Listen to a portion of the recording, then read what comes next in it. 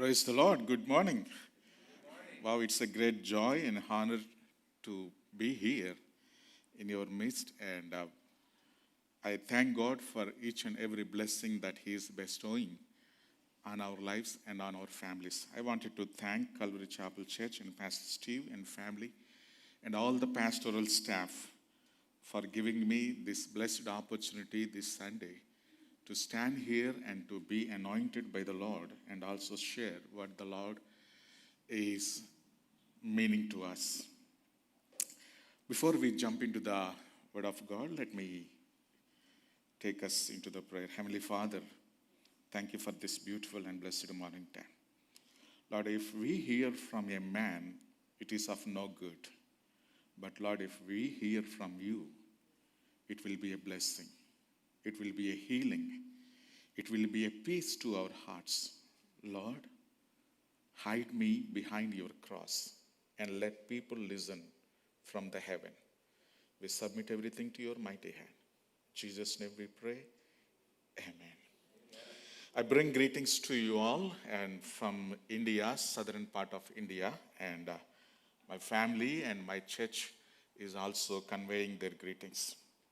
This morning, I've been thinking about, Lord, what do you want me to share with the people? Ever since I came to India, a lot of people in San Diego and in Phoenix, they were asking me how the things are going on in India. Well, things are very similar how you guys are facing here, especially in the mainland. The enemy is the same. When few years back, when I was facing a real struggle in my church between a couple of families, and I wrote back to a pastor in Phoenix, hey, this is what that I'm facing. Would you please guide me how I have to do? And he wrote me back and he told me, Jay, the enemy doesn't need the passport. He is the same everywhere. He does in every nation. And at the same time, we got to remember that the body of the Christ is also the same thing. Christ has given the mighty weapons to the body of Christ. And he has given the great power to the church. He has given the Holy Spirit of God to the church so that the church could be strengthened. The church could be strengthened in every struggle that the body of Christ is facing. As I was reading the book of Acts, I was thinking to preach something, and again, the Spirit of God stirred up something in my heart very much that to share with you this morning time. My friends, let me tell you, as I'm reading the book of Acts again and again, maybe for many years, it's almost like 1994 was the year that God has called me with His calling. Ever since then, my best friend is this Bible, whatever the Bible. But every time that when I go through the situations that I feel like I'm very weak, the Spirit of God is really strengthening me and encouraging me through His word. When I was actually thinking, Lord, what do you want me to share with the body of Christ here in this island? This is what the Lord is again and again and telling them that He is reminding us what He meant that when we say that we are the church, the Lord is considering the body of Christ, the church, as His adopted or as His body. Christ is the head of the church, and we are the body of Christ. My friends, as I am reading the book of Acts chapter 2, there are very similarities in 2 Chronicles chapter 7 and verse 1 and 2 and the book of Acts chapter 2. The very common thing that we see in this both portions of the scriptures as in the 2 Chronicles, when King Solomon was actually dedicating the church, it is written there that the glorious presence of the Lord filled the temple. And again, here in the book of Acts, it is mentioned that when they all gathered and was praying, and in Acts chapter 1 verse 14, it says that they were all in one accord, they have one voice and one spirit, and they were all praying, and the presence where they were praying is filled with the mightiness and the power of the Holy Spirit. And they were strengthened. And they were encouraged. The fear that was in him has consumed by the fire of the Holy Spirit. And the cowardness that in him, in them, was really consumed by the power of the Holy Spirit. And I was walking in the book of Acts, and I was walking through the 3rd chapter and 4th chapter, and ended up with the 12th chapter. When we reached to the chapter 12, and we found out they literally took the Peter and put him in the prison. The church was facing a big problem that they took their pastor and threw them in the prison, and the church didn't have the pastor. So what the church has to do? This is what many times people are asking me. Hey guys, you guys are facing the persecution in India. Yes, India is on the top 10 nations that is facing the persecution in these days very severely. In the history of the independence India, there was never been like this what we are facing this year. We are facing the pandemic, and at the same time, in the month of September 18th, the federal government had actually introduced a very draconian law, very stealthily, in the House of Parliament. A couple of days back, United Nations Human Rights Commission had literally wrote a letter to the Indian government, please review about that law that you brought out. The government is accusing us that, the church, God has called the church to love and to have the fellowship and to have the communion and to share the love to the world. When we are doing the same thing, the government is accusing us, saying that you are promoting the religion in the name of the charity. Well, they wanted to cancel all our charity licenses, so that we don't get any money, and we don't help the people. The church has been on the ground educating the children who cannot go to the school, educating the children, reaching out to the leper people and giving them the treatment, and helping the widows, and taking the children from the streets and putting them in the school. 2017, Compassion International was kicked out of India.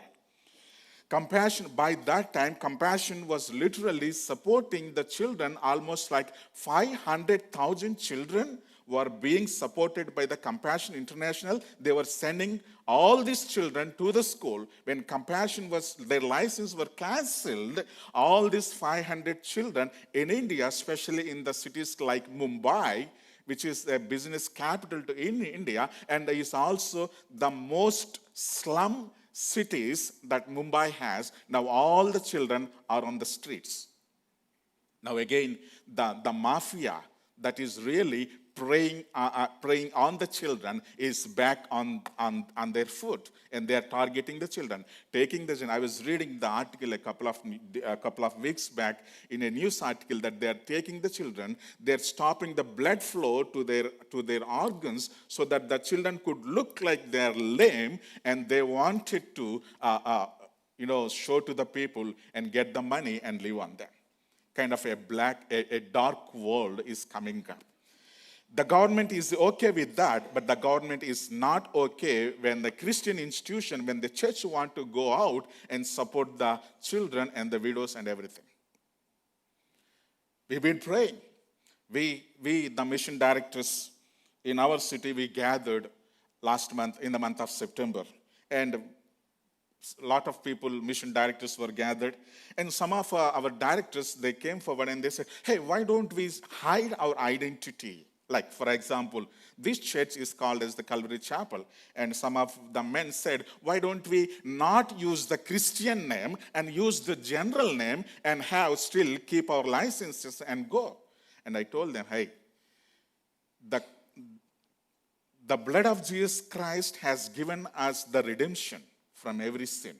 And our identity today, whatever the identity that I have, that is in Christ. If it is the Indian caste system, we have the caste system in India.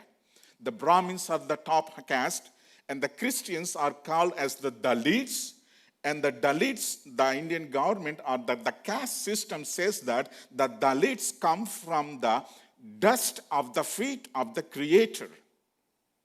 That's what my country and the caste system in my country is giving the identity that the caste system is giving to me is I'm the dust.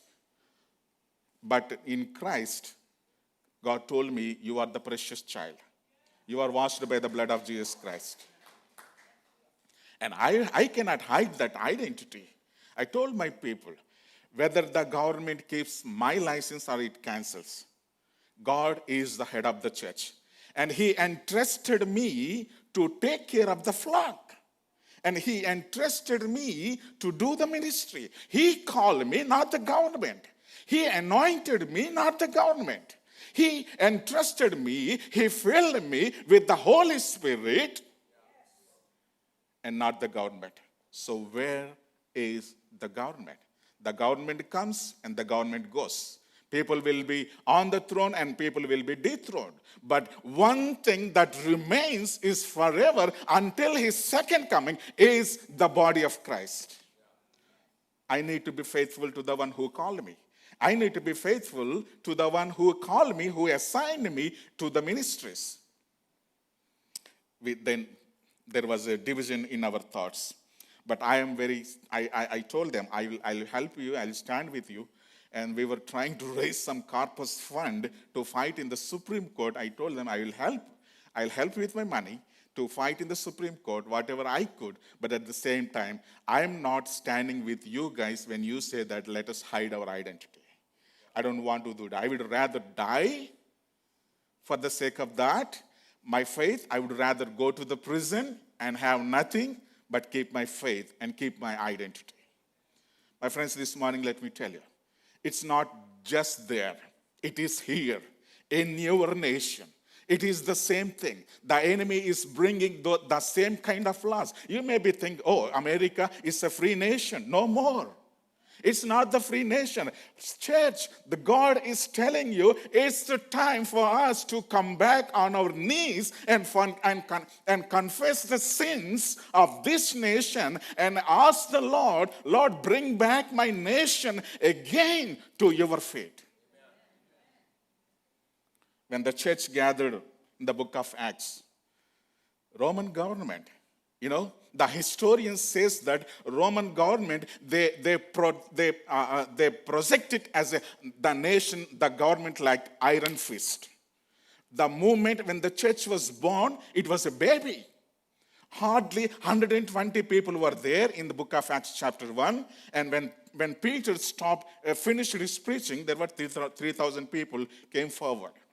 And the enemy influenced the rulers.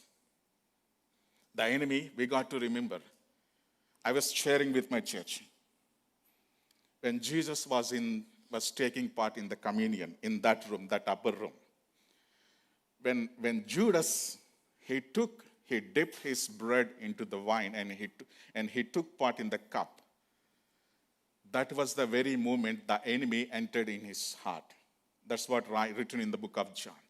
We got to remember the enemy was able to go into that upper room and trying to influence the mind and heart of Judas so that he could plan the plot against Jesus.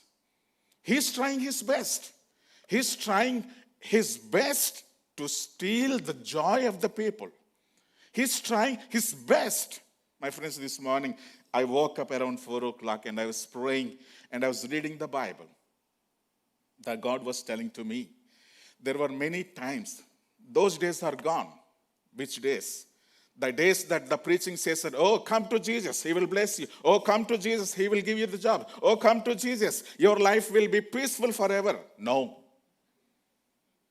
Those sweet quoted sermons, I think they are expired. Let me tell you, my friends, if you are Christian, if you are the real follower of Christ, you better welcome the challenges in your life and in your family and even for the sake of your faith. We've been. The very day when we were gathering in our city to plan what to do with the government, that day, before going to that meeting, I told to myself, I have to fight the fight. And it's not a new one. I've been on the road and facing many fights.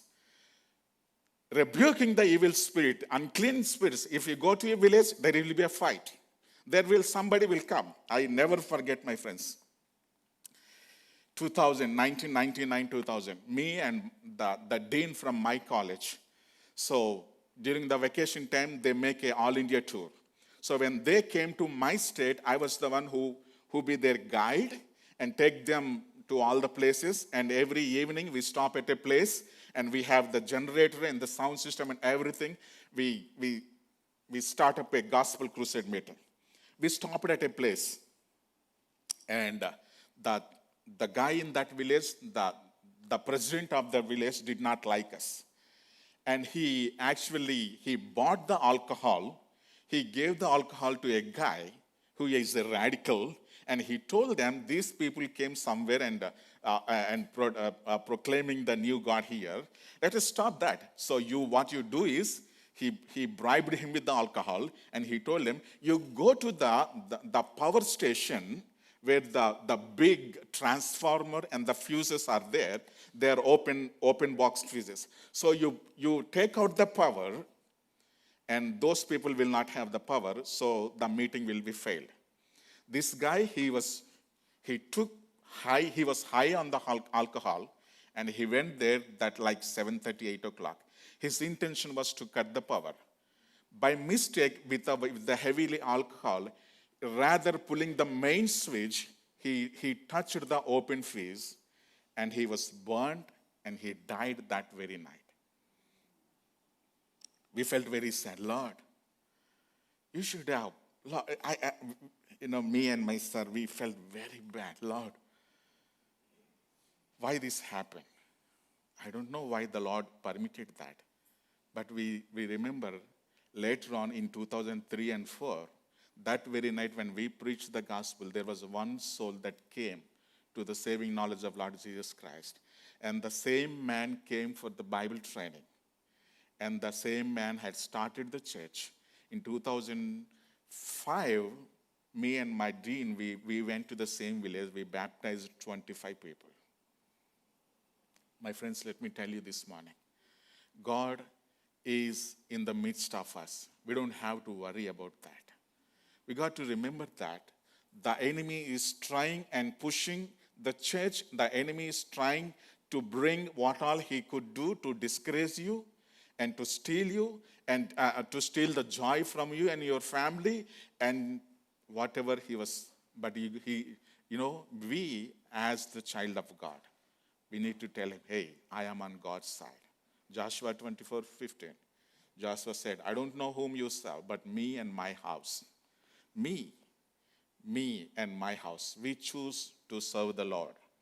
We choose to stand with the Lord. We choose to obey what the Lord says. We choose not our priorities, not our own will, not our own choices, but we wanted to submit ourselves to the Lord Jesus Christ and to the God, whatever he says. My friends, let me tell you, book of Acts, it is very much and very clearly, it is saying what kind of church that the Lord is really wishing and willing. The church that prayed, the church in spite of persecution, in spite of being thrown in the prison, excuse me, in spite of taking away everything from them, in spite, Saul was like chasing like anything, like a lion or the tiger chasing the deer. Saul was chasing the church, the Christians. He took the authority, he took the permission, and he's traveling everywhere. He's dragging the people on the streets. What did they do? They just accepted Christ. They just gave their identity to them that they are the followers of the Christ. But let me tell you, was God really silent? No. For some reason, God let it happen, and at the same time, God was not silent. I don't know how many of you are here on Wednesday for the Bible study when Pastor Jason was preaching from the book of Mark chapter 5. When he was preaching, I was reading again that portion of the scripture. Mark chapter 5 verse 3 and 4, it was saying that no one was able to control him, not even the chains. Not even the chains. Well, the enemy is trying to put on the chains to your mind. The enemy is trying to chain your mind, your heart, and your feelings, and is trying to, trying to chain your joy. Again, Acts chapter 12. Peter was arrested and he was chained. In the two portions, Mark chapter 5, Acts chapter 12, both the portion of the scriptures, no chains were able to stand against the Lord Jesus Christ. Amen. When the angel of God visited Peter, and he pat on Peter and told, Peter, get up. And all the chains that were on his hands and the legs, they dropped automatically. When Jesus reached to that man, he was chained and he was harming himself. And he spoke to that man. The chains dropped down. My friends, let me tell you this morning. Let me encourage you this morning. Christ is still, the Holy Spirit of God is still with us, among us. Right now, He's in our midst. He's not gone. He did not promise to the church that He will be with us only for a certain period of time. Acts chapter 1:9, you'll receive the power from above, and you receive the Holy Spirit, and you be my witness in Jerusalem, Judea, Samaria, and uttermost part of the world, and I will be with you till the end of this age. He promised us, and He never breaks His promise. We break promises. He's not a man. He's not a human to lie and to break the promises. My friends, this morning, let me encourage you this. As we are here, the body of Christ, God has given the Holy Spirit to strengthen you, to heal you, and to encourage your faith. Don't worry what is going around you. Don't worry what is going in the politics. Don't worry what is. I tell to my church, don't worry, because the one who is holding my hand, the one whom we worship, the one whom we serve is not in the tomb. He is risen. He is risen. He is alive. He is with you right now. He is sitting with you. He is worshiping. When you are worshiping, when you are saying, Lord, here I am. Take me as I am. He is saying, yes, my child. My friends, this morning, before we wrap up this service, may I'm like the Spirit of God is asking, are you troubled with something? Is maybe your job or maybe your finances, maybe a kind of unhealthy relationship in the family? Let me tell you, we are humans. We are humans. The enemy tries to disturb everything. Maybe if those relationships, the enemy is trying to cause the disturbances, God is here to heal everything. He will heal your heart. He will heal your relationship. He will heal your finances. But at the same time, if you have to go through the persecution at the times that are hard, say, Lord, lead me. Don't ever pray, Lord, take me away from this. Ask, Lord, lead me and guide me. You be with me even when I pass through the valley of death. If you are here. My friends, this morning, I have a small video of 4 minutes before I wanted to present that. Let me tell you, God has put this in my heart this year. As I went to the villages, I cannot remain silent. March 22, the government told, shut down the churches, you cannot have the people. In my lifetime, that was the sad time. Lord, what do you want me to do? My wife came and told me, you look like so sad and gloomy as if something died. Somebody died. I said, how can I remain happy when the government came and told us that you cannot have the Sunday service? And I went to the church and I was sitting there. The Lord was telling me, go out. When it is locked, go out. out to the streets where the people are there. I went out and I saw migrant laborers are just walking with barefoot, carrying their children because of everything shut down. No transportation. Government said, go back to your villages, but did not provide the transportation. People cannot afford. So people were walking thousands and thousands of miles barefoot. Some people even died.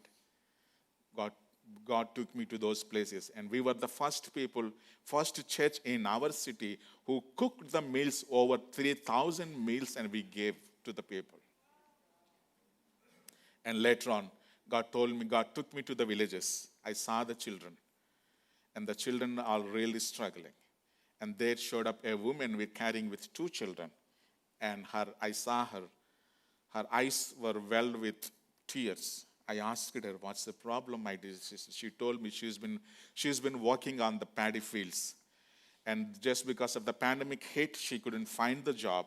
And she approached the landlord thinking that maybe he can give some money and some rice so that she could feed the children. The landlord was happy to give her the rice and the money, but in return, he was expecting the inappropriate favors from her, which she did not want to do that. She came back. The very next day, we met. The Lord made it possible. I told her, sister, don't worry. The Lord is there to provide the bread for your children. He will not let it happen. Then I was thinking, I came home. I was not able to sleep. And I shared to my family, I shared with my friends, hey, this is what. And the Lord brought this idea of Christmas joy shoe boxes. Yes, forgive me again, and I'm not intercepting your giving of shoe boxes if you're already giving. And give, please. They are going around the world at the same time, but not India. So in India, still we are there. God has given us the ability to do it. So we are assembling the shoe boxes within India and hoping to bless the children, minimum 5,000 shoe boxes. And this is the video that my friend and we made it video. Just watch it and pray about it, that God may open the doors. Let me tell you again, it's not the human thing, it's the God's thing. And God will provide. Here you are today, my friends, let me tell you. Let me encourage you with this word. God is in control. He will take care of you. He will guide you. He will help you. And He will give you the real joy, what the world cannot, what the money cannot give you. And He will bless you. He will be with you until you finish the rest. Thank you so much, my friends. Please watch this video along with me. God bless you.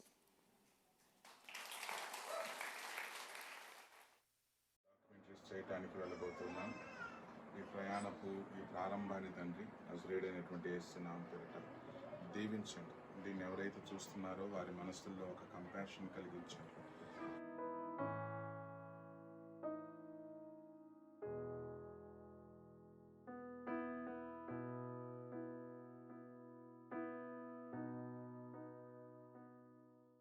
India is a country with a population of 1.35 billion people. About 60% of the population lives on less than $3 a day, and 250 million survive on less than $2 a day. The oppressive caste system of India entraps much of its population, never allowing them to advance. The lowest of these castes are the Dalits. Dalits are the most oppressed people group in India, considered by many to be untouchable. Hindu mythology states that the Dalits came from the dust of the feet of the Creator, and most of this people group not only live in the villages, but are typically excommunicated to the outer parts of the villages where jobs and resources are scarce. The most vulnerable of the Dalits are the children, many of which will never have access to education and, most importantly, proper shelter, clothing, and food.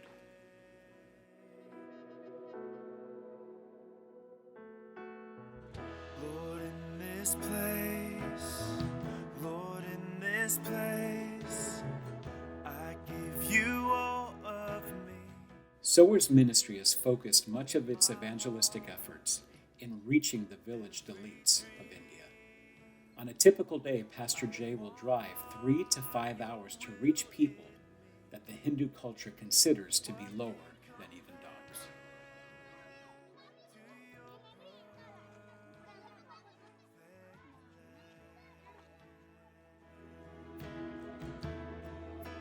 Jesus, use me. In the midst of a pandemic, God has placed a special calling on Pastor Jay to bless 3,000 Dalit children, regardless of their belief system, with a gift as part of a project that Sowers Ministry is calling Christmas Joy.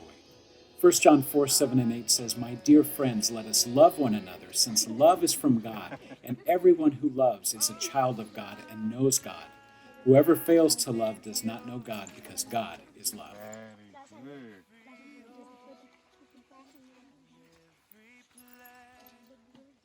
Right. For $30, each child will receive a gift box that will include a pair of shoes, a brand new outfit, candy and toys, and most importantly, a nutritious and healthy meal displaying the love of Christ, which feeds both the body and the soul. Although times are difficult around the world, the love of Christ still abounds. Your gift of $30 can be the gift that shows an oppressed Dalit child that they are worthy of love and worthy of a Savior that came to provide them with true